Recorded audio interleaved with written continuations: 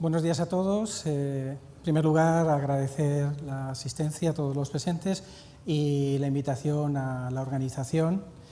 Explicar que he preparado un PowerPoint con más de 100 diapositivas y tengo nada más que 45 minutos. Voy a pasar algunas diapositivas muy deprisa. Si a alguno eso le da pena no poderlo copiar, pues lo solucionaremos. Mi amigo Alfonso después dirá cómo se puede conseguir el PowerPoint. Entonces yo voy a ir parándome en lo que crea que es más coherente con la línea argumental que voy a decir, y después los datos más específicos se podrán conseguir ahí. En principio, lo que vengo a contar hoy es qué mecanismos pueden explicar la conexión entre nuestra microbiota y el comportamiento disfuncional de nuestro sistema inmunológico.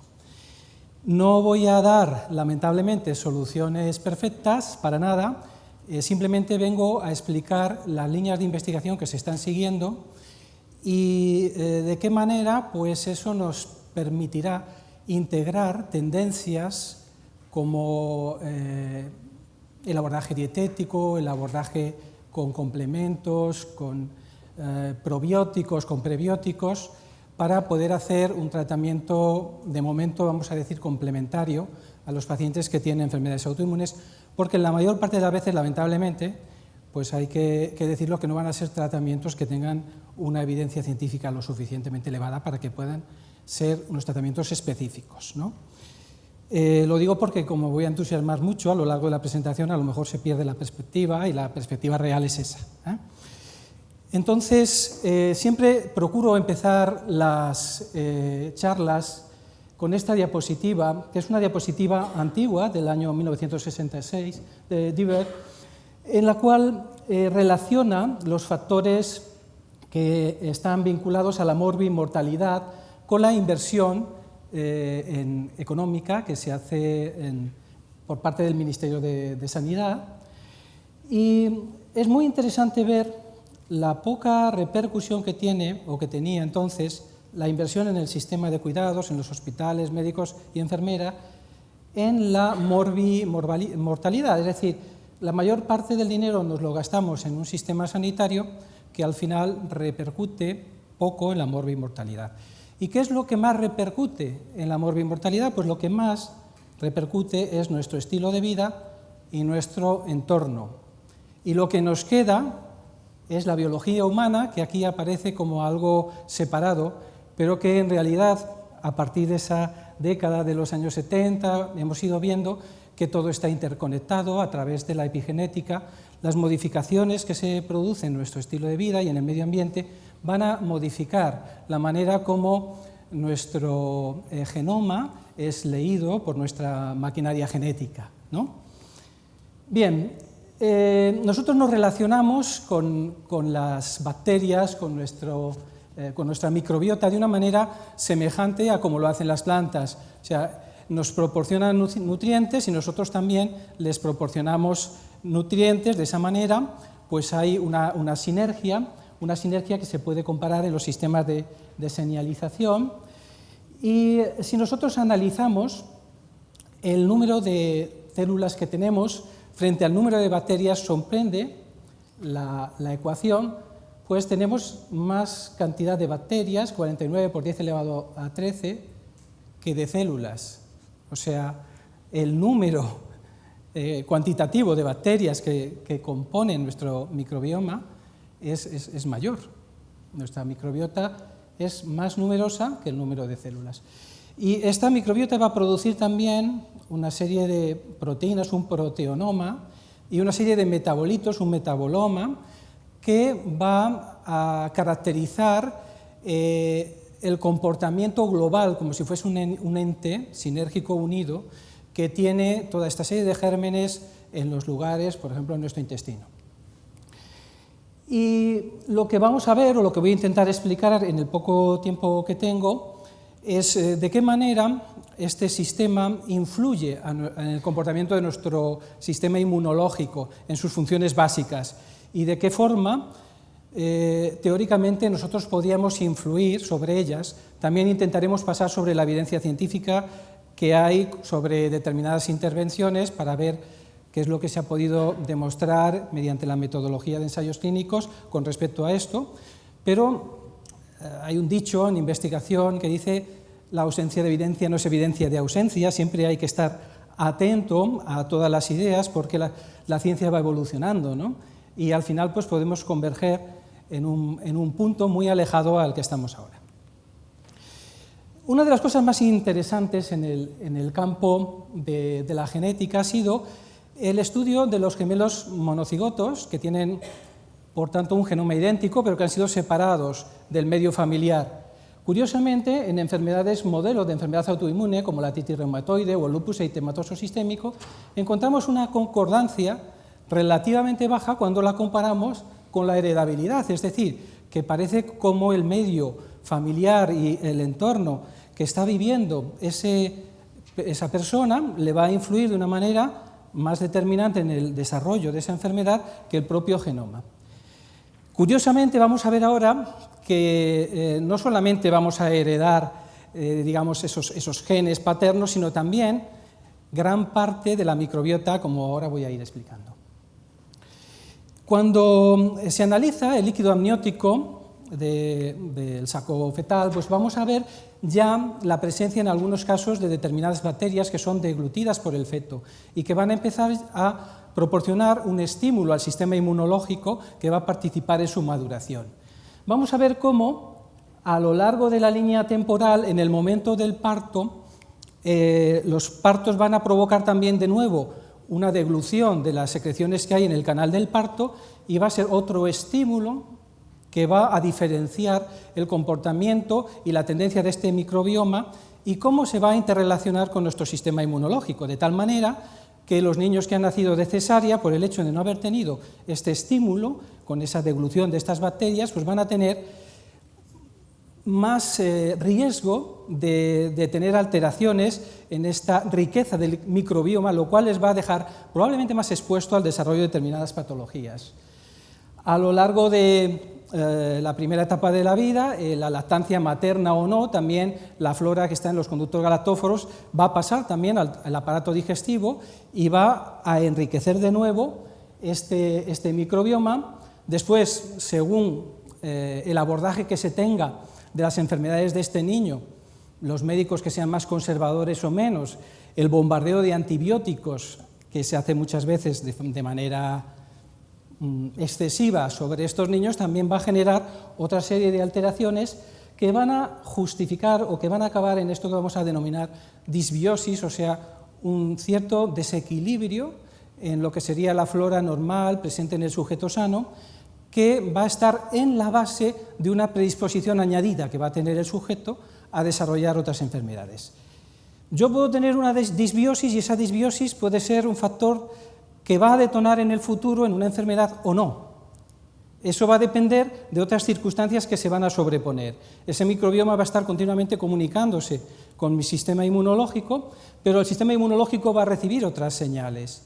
Va a haber estímulos de tipo inflamatorio, alteraciones de nuestros antígenos producidos pues, por la radiación. Por ejemplo, en el lupus la radiación solar puede detonar brotes o enfermedades virales pueden ser las que detonen la aparición de un brote de una enfermedad autoinmune. Por ejemplo, pues el contagio con el virus de Epstein-Barr puede ser un factor que, si existe esa predisposición, puede hacer que aumenten las señales inflamatorias, las citoquinas de tipo inflamatorio y que en ese terreno ya abonado dé lugar a los síntomas que después el reumatólogo o el inmunólogo va a diagnosticar de una enfermedad concreta, ¿no? Entonces, bueno, tenemos aquí unos factores predisponentes y la idea de un segundo daño, que es el que va a actuar sobre estos factores predisponentes para la aparición de la respuesta inmune, que al final va a desencadenar el daño en los tejidos y los síntomas que pueden ser variados. Yo he repasado algunas de las cosas que más recientemente se han publicado en relación con enfermedades de tipo reumático, artritis reumatoide, lupus eritematoso, Sjögren, y vamos a ver sobre todo estas, pero son un modelo que nos puede hacer una idea de cómo podría funcionar en los demás. Nuestra microbiota está influida por todo esto que hemos visto en la primera diapositiva, que es nuestro entorno y nuestro estilo de vida. la manera como lo hace es tremendamente compleja, y es lo que he querido nada más transmitir en esta diapositiva, es que los factores que intervienen son múltiples y cada vez nos vamos dando cuenta de que aparecen más. No hace mucho tiempo, por ejemplo, que leí algunas publicaciones donde hablaban de cómo los edulcorantes acalóricos que tienen las bebidas 0% de calorías incrementan el peso a expensas de las alteraciones de la flora, aumentando la capacidad absortiva que tiene el intestino y de esa manera justificando que aunque no aportes calorías, al final acabas engordando. Entonces, de repente no se me había ocurrido a mí pensar pues que tomar una bebida 0% pudiera influir de una forma determinante en mi peso, aunque ya lo sabía, porque en los estudios epidemiológicos se sabe que tomar bebidas acalóricas no ayuda a bajar de peso, ¿no? Pero ahora de repente, cuando te dan una explicación en relación con la microbiota, pues lo ves con más claridad, ¿no? También te hace eso convencerte y modificar tus hábitos. También otra cosa que es sorprendente es cómo la microbiota no es una cosa constante, sino que oscila, va a modificarse incluso en los ritmos circadianos. Una persona que tenga la costumbre de por la noche estar contestando WhatsApp, preparando presentaciones, por ejemplo yo hoy, que soy muy nervioso por la noche, me cuesta dormir, pues bueno, ahí te está dando la luz en la retina y está provocando una serie de cambios en todo tu sistema endocrinológico.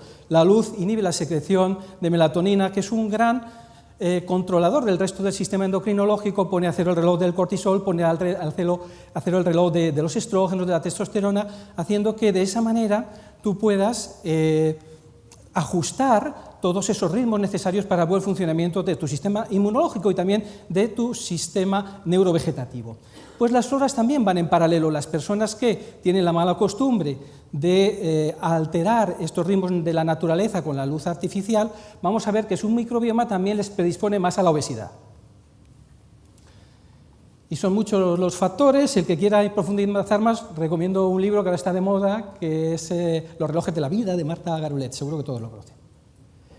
Bien, en relación con la alimentación, me sorprendió estudiar a través de una alumna del máster de Medicina Natural que se desarrollaba en Barcelona en numerosas ediciones, una alumna en su tesina de fin de máster, que trabaja en el clínico, me habló de un trabajo que estaban haciendo, que vengo a presentarlo aquí de una manera muy breve, porque me sorprendió gratamente. Nosotros hace mucho tiempo que conocemos la enfermedad celíaca, desde hace no tanto se habla de la intolerancia al gluten no celíaca, o sea, son personas que no tienen, digamos, esta enfermedad reconocida como viene en los libros, pero que el gluten le genera trastornos, ¿no?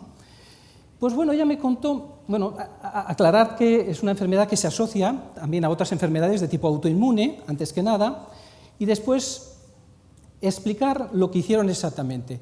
Reunieron un grupo de 183 pacientes y les hicieron una biopsia intestinal. Y eran pacientes que tenían en común que padecían enfermedades de tipo autoinmune, pero eran de distinta naturaleza. Entonces, por ir rápido, explico que al final se dieron cuenta que aproximadamente pues una tercera parte de estos pacientes tenían una infiltración linfocitaria, lo cual significa que había una expresión inflamatoria en la mucosa que lo vamos a relacionar probablemente pues, con una hiperpermeabilidad intestinal, porque esa infiltración linfocitaria se comunica directamente con el epitelio, con los enterocitos, provocando esa serie de efectos. Pues de esta tercera parte pues había un 18,34% que no se sabía por qué esa infiltración linfocitaria. Bueno, la infiltración linfocitaria es uno de los criterios que se utiliza para el diagnóstico de la enfermedad celíaca, cuando se asocia, pues, por ejemplo, a atrofia intestinal, son criterios, ¿no?, de más que decimos que indican una mayor gravedad, pero se dieron cuenta que había dentro de este grupo ya de personas con enfermedades autoinmunes celíacos que no estaban diagnosticados, ¿no?, que se pudieron diagnosticar convencionalmente, con pruebas de provocación añadidas. Se dieron cuenta de que había gente que tenía una genética dentro de estos enfermos autoinmunes con el HLA-DQ2, DQ8, que son factores que predisponen genéticamente también a tener un mayor riesgo de padecer enfermedad celíaca. Esta gente no pudieron comprobar finalmente si eran o no celíacos, pues porque no quisieron seguir participando en el experimento, pero que cabe la duda de si finalmente si hubiesen correspondido también con enfermos celíacos. Y otra serie de pacientes que finalmente se atribuyó esa infiltración linfocitaria a enfermedad infecciosa. Entonces, quiero decir que parece que estos datos nos dejan entrever que hay una conexión entre determinadas cosas, antígenos que ingerimos en nuestra dieta, y la enfermedad autoinmune. Y en algunos pacientes, un porcentaje por determinar, pues si nosotros somos capaces de acertar, podríamos también ofrecerle un beneficio. Obviamente, los que salieron beneficiados en este estudio fueron ese 4,5% de pacientes celíacos que no sabían que lo eran, ¿no? Bien, esto me pareció muy interesante. Y también me pareció muy interesante esta investigación en la cual hablaba que el comportamiento que tenemos nosotros frente a ciertas proteínas o péptidos que tienen capacidad de inmunizarnos, se podía reducir si nosotros aportábamos a través de la dieta determinados probióticos, ¿no? En este trabajo pues, se habla de cómo la conjunción de los lactobacilos con los bífidos podían actuar como un protector de nuestro epitelio frente a esa hiperpermeabilidad producida por la hipersecreción de zonulina que se producía en la mucosa intestinal. Entonces, esto todavía resultaba más atractivo, es decir, ya no es solamente el alimento, sino que el alimento, si va acompañado de una determinada microbiota o si nosotros influimos sobre ella, puede provocar una reacción distinta.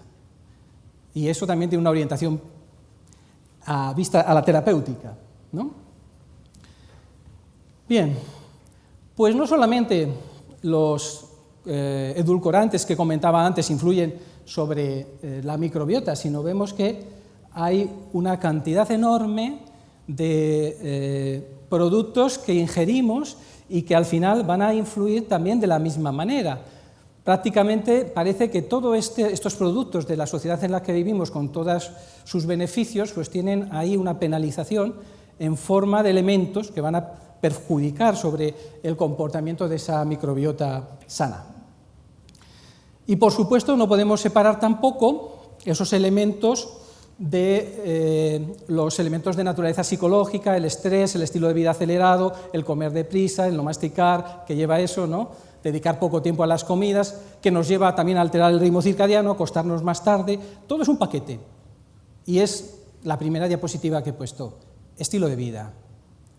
Vida rápida, no hay que perder un segundo, salgo de aquí y me voy a dar otra conferencia en otro congreso. Dios mío, o sea, me estoy viendo reflejado en todas las variables y qué miedo me da, ¿no? Pero lamentablemente es así. Lo empezamos a comprender, pero tampoco somos capaces de modificarlo. Yo, por lo menos, no he sido capaz de modificarlo de una manera muy significativa, ¿no? Y de repente pues, surge, con toda esta base de alteraciones en nuestro estilo de vida, con esa microbiota que ya está alterada, que nos predispone surge un detonante. Ese detonante puede ser pues, una infección, por ejemplo, como decía antes, por el virus de Epstein-Barr, que genera una activación de las señales para combatirlo, de la producción de interferón, y que finalmente va a ser el hecho que va a tener como consecuencia la puesta en marcha de todos los síntomas de esa enfermedad, ¿no? O sea que al final vamos avanzando en la línea. En lo siguiente voy a tener necesidad de recordar cómo funciona el sistema inmunológico. Nuestro sistema inmunológico es un sistema que lo tenemos para nuestra defensa, y tiene dos funciones básicas, el defendernos de lo ajeno, pero también otra función muy importante, tanto como la anterior, que es el no autoagredirnos, defensa y tolerancia. Y esas dos funciones tienen que estar en equilibrio. Si perdemos la capacidad de defensa, tenemos infecciones, ¿no?, que van a ir incrementándose en gravedad. Pero también si perdemos la tolerancia, el sistema inmunológico se vuelve contra lo que no tiene ningún sentido atacar, contra los pólenes, contra los ácaros, contra nuestros tejidos, y acaba desencadenando igualmente un problema y una enfermedad. Entonces, nuestro sistema inmunológico tiene mecanismos para mantener un delicado equilibrio entre estas dos funciones básicas, defensa y tolerancia. En el momento que ese mecanismo se rompe, vamos a tener todo este tipo de enfermedades, que llamamos enfermedades autoinmunes y que Jelly-Combs pues, se clasificaban en distintos tipos según los mecanismos, pero que al final vamos a dividir. Tenemos una respuesta innata, una respuesta adaptativa, que es fruto de nuestro aprendizaje. La respuesta innata no requiere de una memoria previa, pero la respuesta adaptativa es una respuesta más fina, más precisa, más potente, va a requerir de una cooperación entre una serie de células que voy a explicar brevemente. Yo explico todo esto deprisa porque me han dicho que se iba a entender, si no, lo siento, de verdad. Bien, entonces, cuando el macrófago reconoce el antígeno, va a producir una fagocitosis del mismo y va a expresar un motivo, una parte de ese antígeno, que se lo va a presentar a la célula cooperadora, al linfocito CD4. Y en función de las señales, de las citoquinas que le lance el macrófago, que van a depender de la naturaleza de ese reconocimiento, ese CD4 se va a especializar en 4 tipos de respuestas, ¿no? La respuesta TH1, una respuesta que es de especialización, de mandar señales para luchar contra patógenos intracelulares, virus que han invadido, células mutadas, etc., fundamentalmente a través de linfocitos T8 citotóxicos, célula natural killer y demás. Una respuesta TH2, que es para luchar contra patógenos extracelulares, producción de anticuerpos para aglutinarlos, posterior fagocitosis, respuesta inflamatoria. Pero también tenemos otras respuestas que normalmente en una persona sana participan en la defensa, la respuesta TH17, con producción de una señal que vamos a denominar la interleuquina 17, que va a ser clave para comprender lo que pasa en las enfermedades autoinmunes, y otra respuesta que vamos a denominar respuesta reguladora, que es lo mismo que el freno de un coche de carreras. Si nosotros lo tenemos débil, nos estrellamos seguro, pues lo que hace es modular la violencia de la respuesta defensiva para evitar que esa respuesta se vuelva en contra de nosotros. Esta señal que produce la respuesta TH17, la interleuquina 17, la produce selectivamente este tipo de linfocitos, pero vemos que no de forma exclusiva, es decir, que el hecho de que no identifiquemos ese leucocito en el lugar donde hay una lesión, por ejemplo una articulación, no excluye que esa interleuquina pueda ser producida por otro tipo de célula. Bien, entonces lo interesante que tiene es que esta respuesta TH17 es la que vamos a ver vinculada a gran número de enfermedades autoinmunes, a las artritis reumatoides, enfermedad inflamatoria intestinal, psoriasis, esclerosis múltiple. Entonces empezamos a comprender que hay un lenguaje común y que hay una serie de códigos en los mecanismos de comunicación de nuestro sistema inmunológico que son señales que hablan más o menos de lo mismo, de la autoinmunidad. Y aquí vemos un poquito lo que sería la manera como se articula esta respuesta excesiva, TH17. La disbiosis de la que hablaba en esa línea que he ido explicando, gracias a una pérdida de la función barrera que tiene la mucosa intestinal, sería la que activaría el mecanismo de respuesta TH17. A través de la sangre pues tendríamos estos linfocitos que iban a acabar produciendo estas interleuquinas y la inflamación consecuente en los lugares donde se iba a expresar la enfermedad, por ejemplo, en las artritis, en las articulaciones, o en el lupus, pues en otros tejidos, por ejemplo, en el riñón, o en el Sjögren, pues en las glándulas salivares o en las glándulas lacrimales. Bien, y es algo que cuando uno lo busca en Internet, estos mecanismos, no está oculto para nadie. Cualquiera que haga una búsqueda en PubMed encuentra numerosos artículos que hablan de esta conexión. La conexión entre la microbiota, por ejemplo, y las enfermedades articulares, inflamatorias, autoinmunes.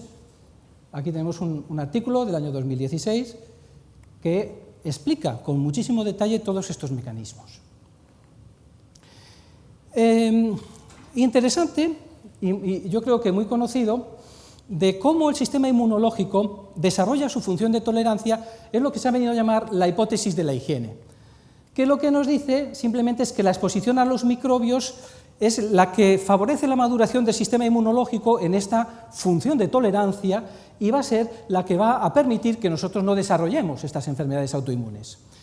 Y esto tenemos ya desde los años 50 trabajos donde con ratitas pues se veía que cuando se estimulaban con antígenos, estas ratitas recién nacidas, pues había una expansión y un desarrollo de los folículos que indicaba que estaba madurando su sistema inmunológico. Tenemos datos curiosos como, por ejemplo, las familias más numerosas eran las que tienen menos frecuencia de rinitis alérgica porque el contagio entre los niños que se producía fortalecía esta función de tolerancia. O, por ejemplo, como los niños que viven en las granjas, que están en contacto con todas las bacterias del mundo animal, también tenían menos problemas de asma alérgico, también en ese fortalecimiento que seguía el sistema inmunológico a lo largo de la infancia por esos contactos. También muy interesante, estudios que hablan de cómo la exposición a los polisacáridos de las bacterias, esas endotoxinas, eran capaces de frenar la respuesta inmunológica exagerada, por ejemplo, a los ácaros. Interesante también pensarlo porque normalmente el tratamiento es un tratamiento de exposición, evita el polvo, todo es no tenga los ácaros, pero hay otra manera también de verlo, pues quizás una señal sea capaz de frenar esa pérdida de tolerancia, y esa señal quizás la tengamos que conseguir dentro del aparato digestivo, dentro del microbioma. O también, no es que lo recomiende, pero la leche cruda, pues se veía cómo, por ese contenido elevado en bacterias, influía positivamente sobre el desarrollo del sistema inmunológico, reduciendo el riesgo de infecciones respiratorias en los bebés. Digo que no lo recomiendo porque puede ser peor el remedio que la enfermedad, puedes coger ahí una enfermedad producida por esas mismas bacterias, ¿no? Bien, y ya últimamente lo más espectacular que ha salido en todos los medios de comunicación recientemente, como pues, los mismos parásitos, el Trichuris suis, se ha vinculado pues, a una protección de las enfermedades autoinmunes. Lo que quiero decir es que determinados gusanos pueden hacer que tengas menos riesgo de determinadas enfermedades autoinmunes, y en los países donde más parasitosis hay, curiosamente es donde menos enfermedades autoinmunes hay. Así que mucha gente piensa que los parásitos siempre generan pues, un problema, pero vemos aquí que no. O sea, de hecho, estos parásitos se están intentando utilizar para el tratamiento de enfermedades autoinmunes. Esto lo venden también por internet, yo lo desaconsejo vehementemente, o sea, no hay que comprar gusanos ni huevos de gusanos para tratar enfermedades autoinmunes, porque eso puede generar serios problemas, pero la investigación va por aquí. Ahora están identificando cuáles son los mecanismos de interacción entre estos parásitos y el sistema inmunológico para conseguir un medicamento que pueda activar de una manera más segura todas estas funciones, ¿no? Por tanto, a lo que vamos es a eso, a un desarrollo de estas funciones del sistema inmunológico regulador.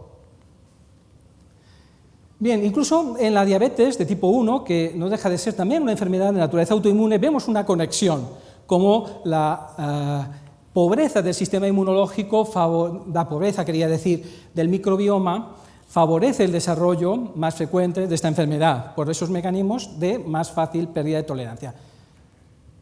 Es decir, que parece que nuestro sistema inmunológico ha salido para luchar, para estar cabreado, y cuando no tiene que hacer, se nos vuelve en contra, se entretiene en pelearse con nosotros, ¿no? Da así un poco de una manera graciosa y resumida esa impresión. Bien, entonces tenemos el concepto de disbiosis intestinal como, por un lado, la disminución de la diversidad, de lo que hemos venido hablando, pero por otro lado también pérdida de microorganismos con un poder beneficioso frente a otros patobiontes, patógenos vivos que pueden favorecer el desarrollo de la enfermedad. De nuevo nos encontramos estudios que conectan esa disbiosis también con la dieta y con la epigenética y con todo lo que ahora está sirviendo de base para explicar este tipo de cosas. Las dietas altas en grasas, y añado también y azúcares, van a provocar también una disbiosis intestinal con todas estas alteraciones, disminución de la abundancia bacteriana total, mayor abundancia de coli, de Prevotella copri, que vamos a ver que es una bacteria que también se ha vinculado en concreto a la artritis reumatoide. Entonces vemos cómo esa disbiosis, esa alteración en la flora, va a influir en las moléculas que sellan el epitelio intestinal.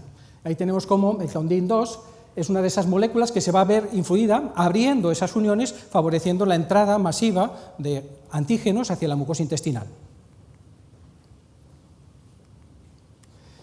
Bien, y bueno, en el lado de las cosas positivas que podemos trabajar, se está trabajando mucho cómo conseguir que nuestro intestino produzca ácidos grasos de cadena corta, en particular el butirato, que es una molécula que va a actuar a muchos niveles, favoreciendo la integridad de la mucosa, también provocando cambios epigenéticos. Ahora tengo que dar, la charla que tengo que dar después es de esto, de epigenética, y una de las cosas, la repito en la diapositiva, porque hay una serie de enzimas que se llaman desacetilasas que las inhibe el butirato directamente y que están vinculadas a una respuesta epigenética más positiva, como defensa, por ejemplo, frente al desarrollo de tumores, ¿no? También la vitamina A determinadas bacterias, como Clostridium, después veremos, Bacteroides, el Bacteroides fragilis, o el Faecalibacterium prausnitzii, que es una bacteria que no existe como probiótico, pero nosotros la intentamos promover a través de una dieta particularmente rica en almidón de tipo beta, no digerible, en fructoligosacáridos, inulina hidrocilada, todo este tipo de fibras que van a ser la base para que se desarrolle la Akkermansia, que es la bacteria que va a favorecer el desarrollo de la capa de moco, y el Faecalibacterium prausnitzii, que es el que después nos va a favorecer el desarrollo de señales antiinflamatorias. Y ahora de nuevo, pues aquí podríamos añadir los helmintos, ¿no? Bueno, a mí esto me llena de sorpresa, ¿no? Porque yo hasta hace muy poco jamás habría pensado, y después de leer los que hemos leído a la doctora Clark, que un poco viene a decir que si todas las enfermedades son producidas por bicho, pues bueno, pues hay que leer también alguna otra cosa más, porque aquí vemos que para nada. O sea, vemos que la relación que tenemos con los bichos no siempre es negativa, sino todo lo contrario. Es una relación muchas veces necesaria de colaboración, y si nosotros la sabemos entender, la podemos aprovechar en la terapéutica. ¿Y cómo se relaciona esto con algunos modelos, como empezaba diciendo, de enfermedad autoinmune? Por ejemplo, en la artritis reumatoide. En la artritis reumatoide vemos que hay anticuerpos, un factor reumatoide, que son identificatorios o que sirven para el diagnóstico, contribuyen al diagnóstico de la enfermedad. Lo he puesto al revés, no se va a poder leer. Pero también vamos a ver que hay otros anticuerpos antipéptidos y proteínas citrulinadas. Estos anticuerpos también ahora están dentro de los criterios del diagnóstico de la enfermedad, y vamos a ver que tienen mucho que ver con el microbioma. Resulta que las personas que desarrollan una artritis reumatoide tienen mayor probabilidad de tener una periodontitis. Esto que muchas veces nos dice el dentista cuando vamos, dice, ay, mira, te tengo que hacer una limpieza de boca más frecuente porque... Bueno, pues dentro de los problemas de microbiota asociados a las periodontitis tenemos la presencia de una bacteria, la Porphyromonas gingivalis. Esta Porphyromonas gingivalis está vinculada directamente con el desarrollo, ese factor detonante del que hablaba antes, de la artritis reumatoide. Entonces, de repente, uno empieza a acordarse, los que hemos trabajado en el campo de la medicina natural, de Adler, que nos hablaba de la conexión boca con las enfermedades autoinmunes y demás. Pues bueno, ahora eso que cuando lo hablabas en otros contextos era más una herejía para llevarte preso, pues ahora vemos que es parte del cuerpo científico de la comprensión de esta enfermedad. Esta bacteria lo que hace es un fenómeno bioquímico que se denomina citrulinización y consiste en una modificación de los residuos de arginina en citrulina con una consiguiente alteración de la proteína o del péptido que va a hacer reaccionar al sistema inmunológico produciendo estos anticuerpos que van a ser, digamos, parte de la fisiopatología y que van a servir también, van a contribuir para el diagnóstico de la enfermedad.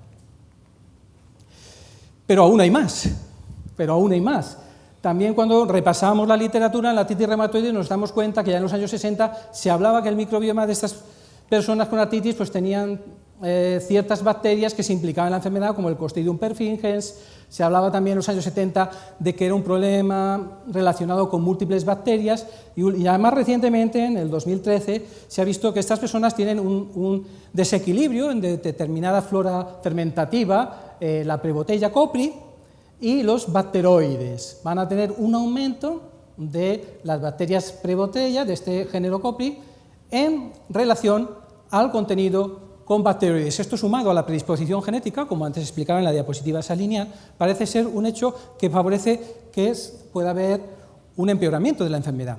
Ahora comprenderemos por qué al final se está investigando en complementar con este tipo de bacterias, con bacteroides, porque en las disbiosis en la cual estos gérmenes están presentes en menor proporción, pueden ser los que favorezcan la corrección de ese desequilibrio. Tengo que explicar que es flora fermentativa la Prebotella. Bien, el esquema que he explicado antes y la conexión que ahora viene en diversos trabajos de investigación, ya está descrita desde el año 2015, conexión entero-articular. El intestino conecta con la articulación. A mí esto, cuando lo veo en un artículo de investigación, me llena de alegría, porque eran cosas que se decían sin que estuviesen justificadas con argumentos científicos o con explicaciones que te pudieran permitir hacer algún tipo de intervención en esta línea. Bien, y bueno, pues para también darle algún sentido práctico, vemos cómo la orientación hacia los probióticos, algunos de ellos, como el Lactobacillus casei, pues conseguía reducir en estos pacientes con artritis reumatoide las señales inflamatorias y mejorar la sintomatología. En el lupus eritematoso sistémico tenemos otro problema, para que veamos que tampoco se puede generalizar. No todos los problemas de la microbiota son los mismos. Vamos a ver que aquí el problema de la microbiota es un poco inverso, ¿no?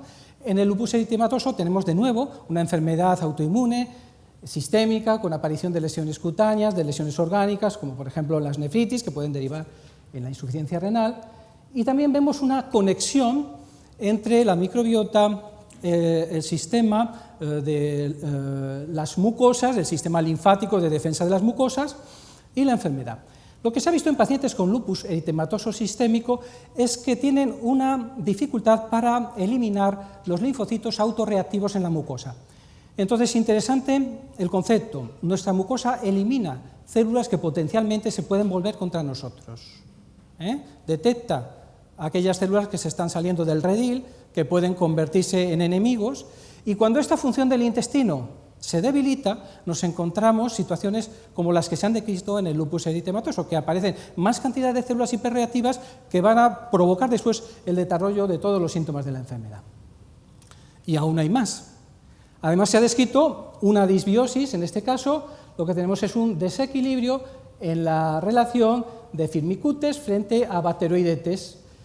Firmicutes, que es flora fermentativa, frente a Bacteroidetes, que es flora putrefactiva. En este caso, es lo contrario que estábamos viendo antes.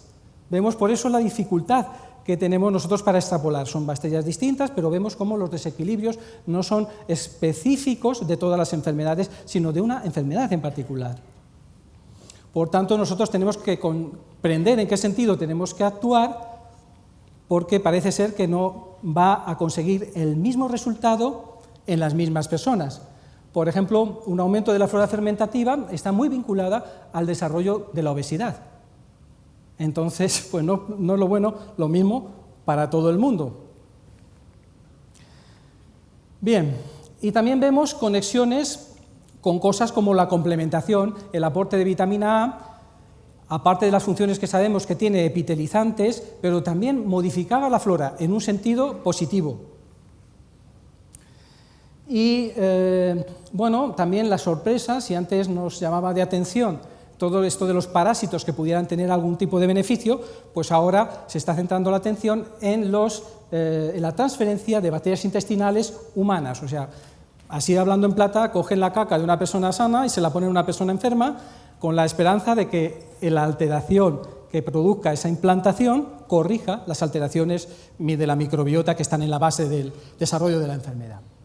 Este es un campo de investigación convencional que se está haciendo aquí en los hospitales de España, en diversos hospitales de España. No estamos hablando de algo esotérico que se está haciendo bajo cuerda, ¿no?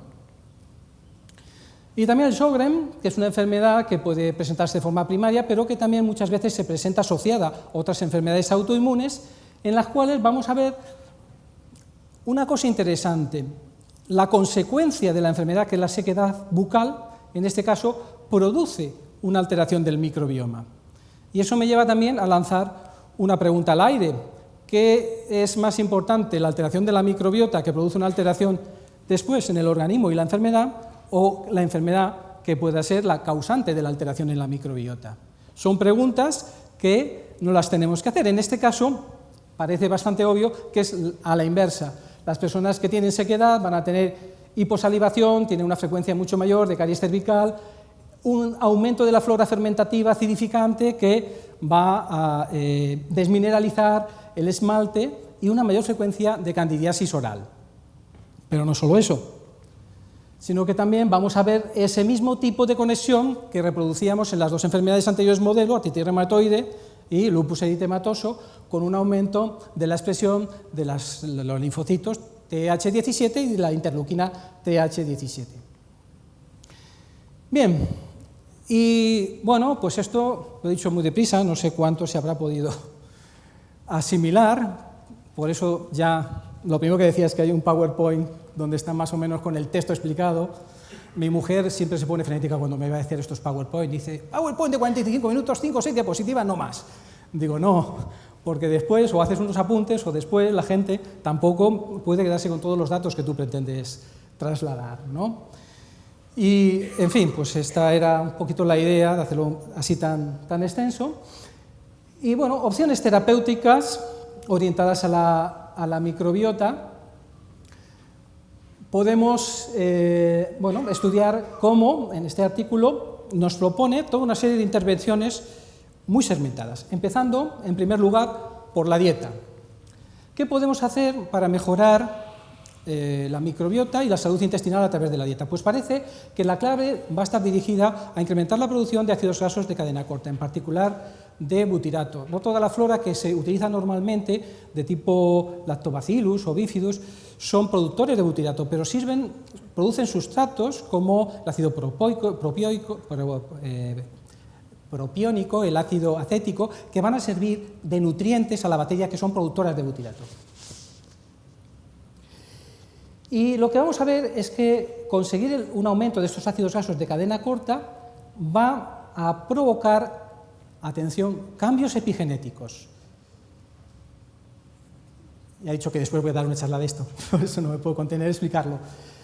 Un cambio epigenético es cuando se produce una alteración en la secuencia del ADN, por ejemplo, por inclusión de una metilación, en un grupo normalmente de una base pirimidínica, en la citosina suele ser. Es un pequeño cambio, pero que puede hacer que la expresión de ese gen, que la transcripción por el RNA no se produzca.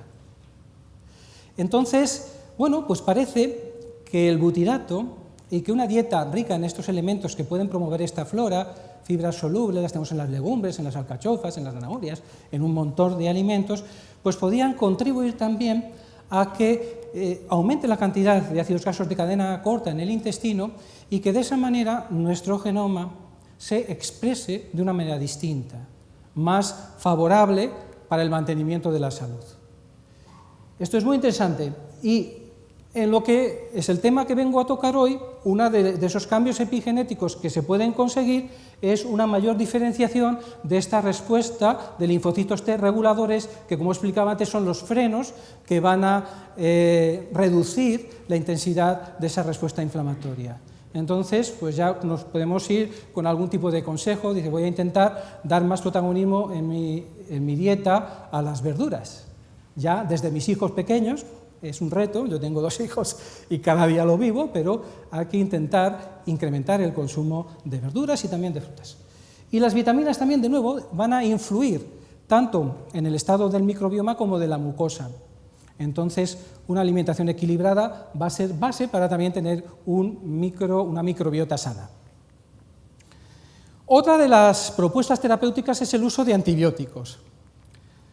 Pues parece un poco agresivo, pero se ha visto que determinados antibióticos, por ejemplo la gentamicina, reduce el número de prebotellas COPRI, de estos que veíamos antes, vinculados a la artritis reumatoide, pero esto es un equilibrio muy delicado. Si nosotros utilizamos una dosis pequeña de antibiótico podemos conseguir el equilibrio, pero si nos pasamos directamente llevamos al intestino una disbiosis. Entonces es complicado. No parece fácil, y yo no me veo prescribiendo antibiótico a las personas con artritis reumatoide, especialmente gentamicina, que es un antibiótico nefrotóxico, ototóxico, que se utiliza en los hospitales pocas veces, contadas veces y por cosas muy justificadas, porque tengo una artritis reumatoide, o sea, no hay justificación, parece, de momento, pero nos da ideas, ¿no?, de cómo se está trabajando en la línea de los cambios de la microbiota. O el trasplante fecal, que esto suena mal, pero esto se está haciendo bien en serio. Y se está haciendo de 2 maneras, o la transferencia directamente fecal, que cogemos pues, el microbioma de una persona sana y se lo transferimos a una persona que tiene la enfermedad. Esto está dando buenos resultados en algunos problemas, y por ejemplo las infecciones por Clostridium difficile, pues parece que está teniendo éxito, pero en general en las enfermedades autoinmunes que he ido nombrando, el problema es que después la flora, la microbiota del paciente enfermo vuelve de nuevo a reproducirse de la misma manera, con lo cual se pierde ese efecto. O sea que los beneficios duran poco en el tiempo, mayor parte de las veces.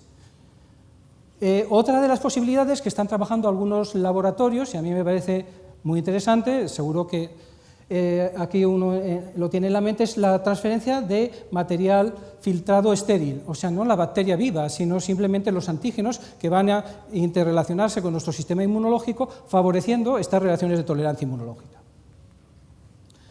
Y por supuesto los probióticos que hemos ido conociendo y desarrollando, que han ido desarrollando las casas comerciales, algunos con ensayos clínicos, otros sin ensayos clínicos.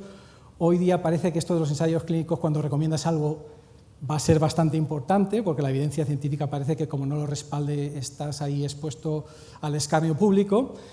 Y pues bueno, saben que hacen muchas cosas positivas. Estos probióticos van a suprimir determinadas bacterias patógenas, inhibiendo su crecimiento, porque producen directamente pues, antifúngicos o antibióticos que son específicos para frenar su desarrollo, o también van a producir estos ácidos grasos de cadena corta, van a también favorecer el desarrollo de otra flora beneficiosa, aunque ese probiótico no la contenga.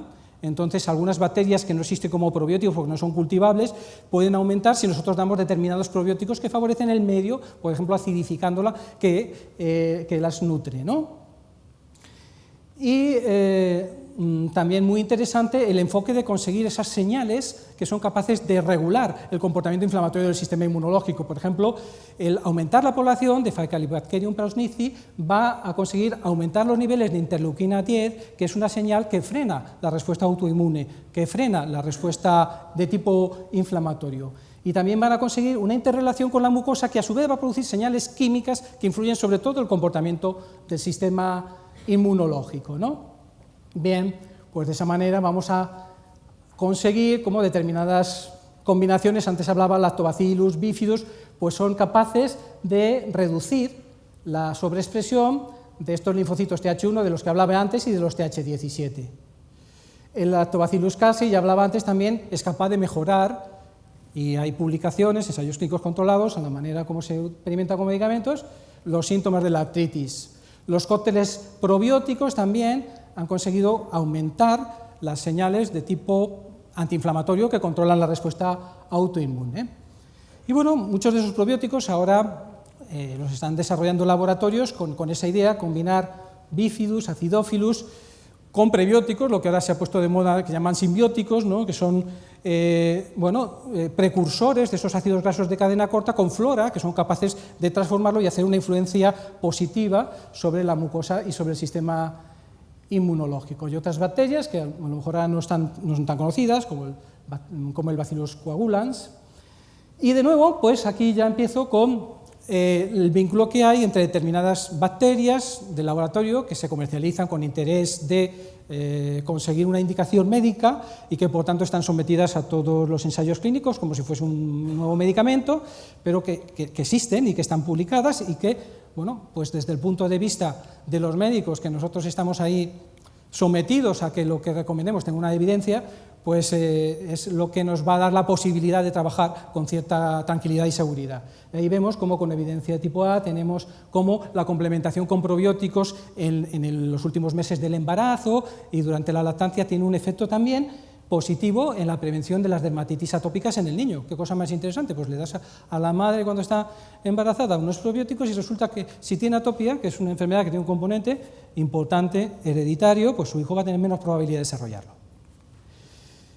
O también con una evidencia un poco menor, pero también notable, tenemos cómo algunos probióticos han mejorado el comportamiento del sistema inmunológico, reduciendo el número de infecciones pues, a lo largo de un periodo estacional, o como el Streptococcus fecalis pues, reduce las recidivas de las sinusitis hipertróficas, o determinadas combinaciones, bífidos o la E. coli, también pueden tener eficacia en el control de enfermedad inflamatoria intestinal de colitis ulcerosa.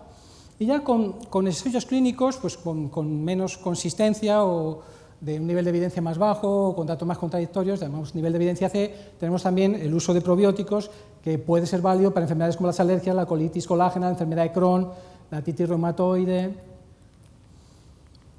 Y, bueno, publicaciones que he ido recogiendo, por ejemplo, probióticos en la gestión del eczema atópico, el manejo de los lactantes con alergia a la leche, con probiótico, uno de los más conocidos, el Lactobacillus rhamnosus, GG.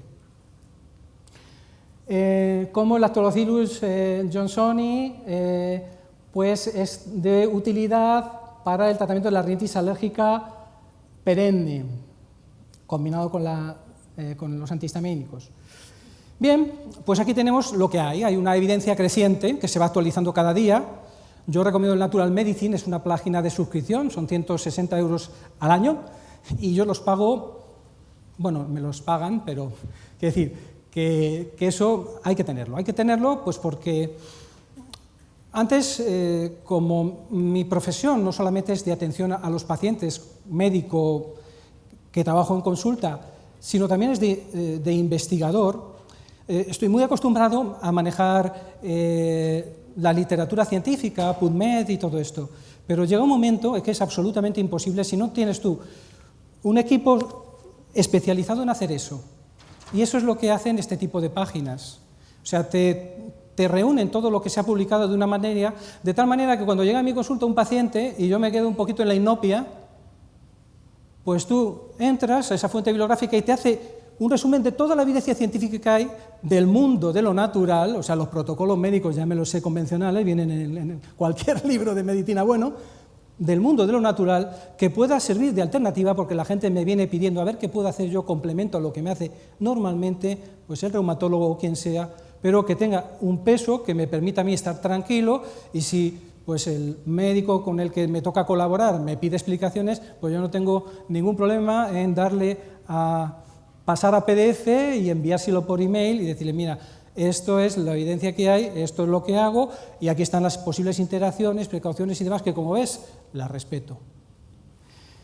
Bueno, nuevas cosas que se están haciendo son el desarrollo de probióticos ya genéticamente modificados.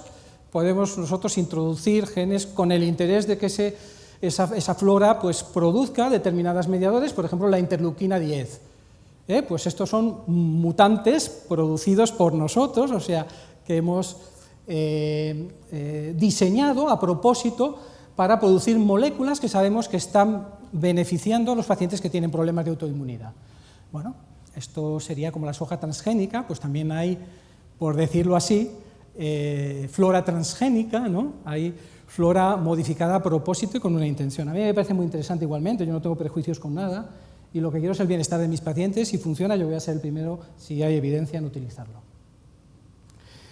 Y bueno, la próxima generación de probióticos, pues hay un gran interés en conseguir que se pueda tomar como probiótico la Akkermansia mucinífila. Esta es la flora que está implicada en la producción de la capa de moco que recubre la mucosa intestinal y que sirve de nutriente a todas las bacterias del microbioma que van a estar alrededor, ¿no? Por ejemplo, antes hablaba del Faecalibacterium, ¿no?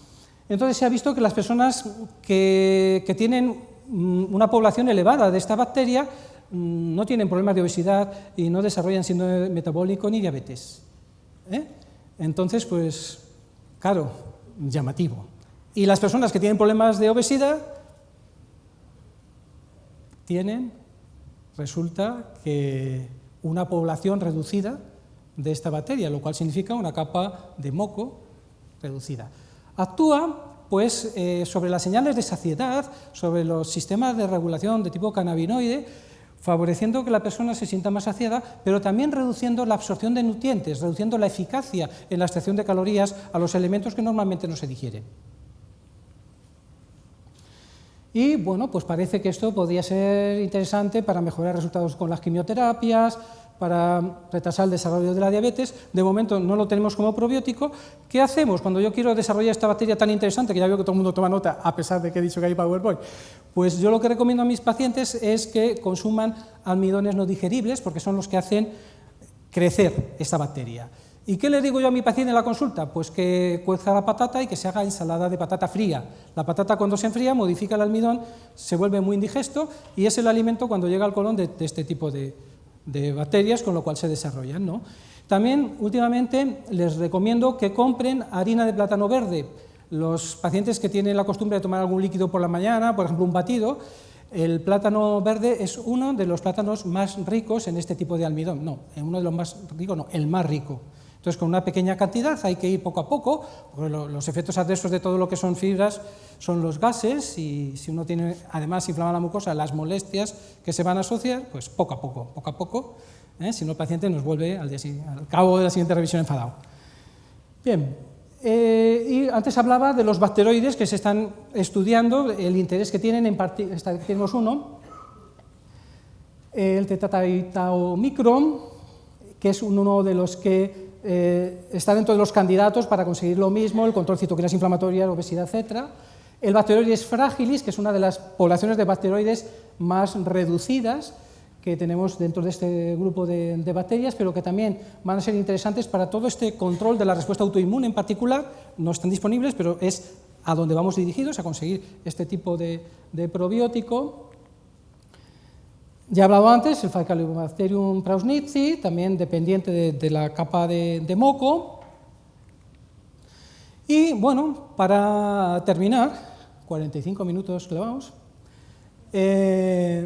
la última diapositiva en la cual lo que quiero mostrar es que, lamentablemente, en la ciencia el conocimiento lo tenemos como esta parábola, ¿no?, parcial, la parábola en la cual pues, a unos ciegos les ponen a describir un elefante, uno coge la cola y dice, sí, pues una cosa así, pues que se mueve con pelos, y el otro un colmillo, dice. La ciencia nosotros la tenemos desarrollada en partes, en secciones.